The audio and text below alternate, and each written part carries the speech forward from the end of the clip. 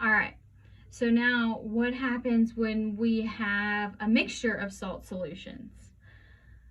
Then we have to look at both the cation and the anion.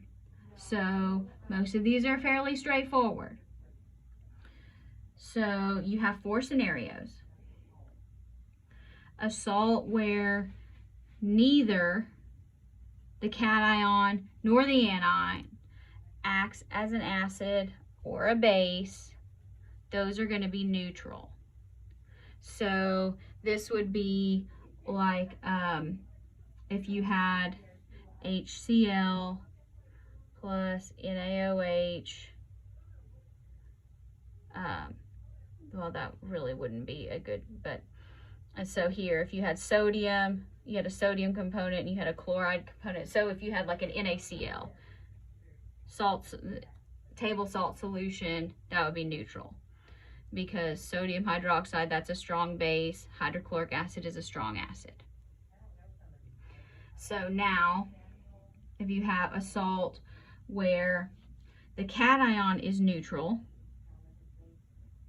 so if the cation is neutral, that means it is the conjugate acid of a strong base. So if the cation comes from a strong base and the anion is acting as a base, so that means it would be the conjugate base of a weak acid, then you're going to have a basic solution. And again, I'm just talking this out to try to help you remember it and emphasize it.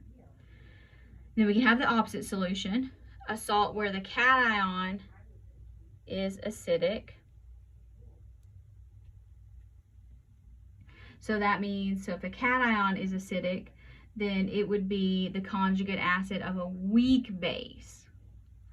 And the anion is neutral. Then you're going to have an acidic solution. So if the anion is neutral, that's going to be the conjugate base of a weak acid. And then the 4th scenario is the tough one. This is where the cation is acidic, the anion is basic. Then the pH actually depends on which is stronger. Now, I'm going to give you these rules, and then we're going to try something, and you're going to go, Dr. B, it's backwards. Okay. Now, when you have Ka and Kb, if Ka is bigger than Kb, the solution is going to be acidic. If Kb is bigger, the solution is going to be basic. Now, this is Ka and Kb of the conjugate. So, of the actual salt portion. So, let's kind of look at these. Let's determine if this is going to be acidic, basic, or neutral. Okay, so strontium chloride. Strontium goes with strontium hydroxide. That's a strong base. Chloride goes with HCl. That's a strong acid. So strong acid and strong base, that's going to be neutral. Aluminum. Aluminum is a highly charged cation, so it's going to be acidic. Bromine or bromide goes with hydrobromic acid. That's a strong acid, so that's going to be neutral. So that means this is going to be acidic. Here's this nice table that helps you know. Okay, here we have this component. So this is our cation. Does this look like any sort of strong base? No. So this is going to act as an acid. All right, this is nitrate. Nitrate goes with nitric acid.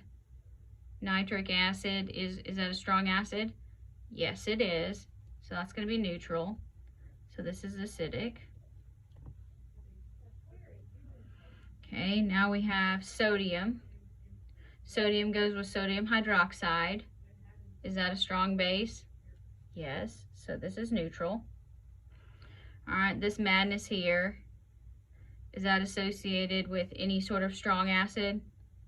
No. So this is going to be basic. So neutral and basic is basic. Now, this one, you know it's going to be tricky because you're given values. Okay, now, this is where you're going to go, oh, well, Ka is bigger than Kb, so it's got to be acidic. Well, maybe. But, maybe. Because, see here, Kb, this is the Kb of ammonia. So we actually need, so this is going to be our acid and this is going to be our base. So we need the Ka of NH4. So that's going to be, we need, I know, and again, this is where you're probably going to go, wait a minute, I don't like it. So again, you need your Ka of your actual salt component because this is acting as an acid. So we need to divide that Kw divided by Kb.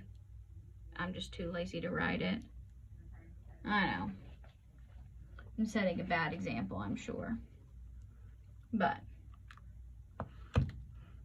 so 1 times 10 to the negative 14th divided by 1.76, 10 to the negative 5. 5.68, 10 to the negative 10th. Okay, so now we're given a Ka of a weak acid, but this is acting as a base. So that means we need Kb for the base of our salt component. So that's going to be Kw divided by your Ka. So 1 times 10 to the negative 14th divided by 3.5, 10 to the negative 4th.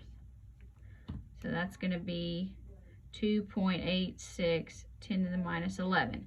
Now you can evaluate whether Ka or Kb is bigger. Okay, so Ka, these are both tiny, but so Ka is greater than Kb. So in this case, it is acidic. But you need to actually look at, you need the Ka and the Kb of your salt components, not their parent acid or base. So you have to be careful there.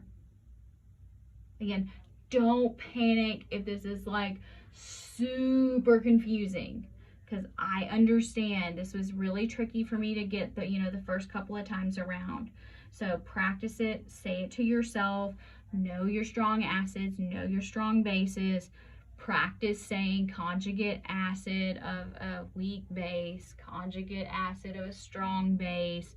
Practice saying that and identifying them, and use this table.